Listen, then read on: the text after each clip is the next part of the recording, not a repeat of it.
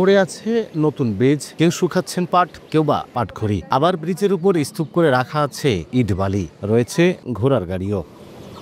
স্থানীয়রা জানায়, ঝিনাইদহের শৈলকুপা উপজেলার পাইকপাড়া গ্রামের জিকে সেচ খালের উপর 2 বছর আগে প্রায় 3 কোটি টাকা ব্যয়ে একটি ব্রিজ নির্মাণ করা হয়। তবে নতুন এই ব্রিজের দুপাশে কোনো প্রকার সড়ক নির্মাণ না করেই কাজ শেষ করে সড়ক ও জনপথ অধিদপ্তর। এরপর থেকেই পড়ে আছে অব্যবহৃত অবস্থায়। রাস্তা না থাকায় পুরাতন ঝুঁকিপূর্ণ ব্রিজ দিয়েই চলাচল করছে যানবাহন, আর নতুন ব্রিজ পড়ে আছে পরিত্যক্ত অবস্থায়। ব্রিজের দুপাশে সড়ক নির্মাণের দাবি স্থানীয়দের। ব্রিজটা করা হয়েছে 2023 সালে করার পরে এখানে ওই সাইডে আসলে ওই আপনার অ্যাঙ্গেলটা ঠিক হয় না, যার কারণে মোটামুটি ব্রিজে কোনো চলাচল হয় না। ব্রিজটা করাতে আসলে আমাদের কোনো কাজে আসি নাই, তো টাকাটাই নষ্ট হয়েছে, ব্যয় করেছে 3-4 কোটি টাকা।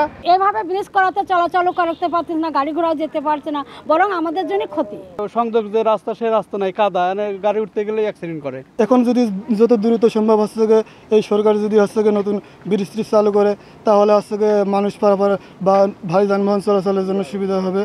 সড়ক বিভাগ বলছে, ব্রিজ নির্মাণ করার সময় জমি বুঝে না পাওয়ায় রাস্তা নির্মাণ করা যায়নি। তবে দ্রুত সড়ক নির্মাণ করে ব্রিজটি চালু করার আশ্বাস তাদের। এখন আমরা বাকি যে অংশগুলো আছে সেইটা সহ ওই ব্রিজ অ্যাপ্রোচের অংশটা অধিগ্রহণ সম্পন্ন করে টেন্ডার করে আমরা দ্রুততম সময়ের মধ্যে এই কাজটা শেষ করতে পারবো।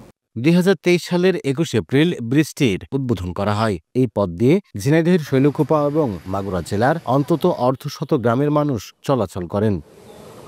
লোটাস রহমান সোহাগ, সময় সংবাদ, ঝিনাইদহ।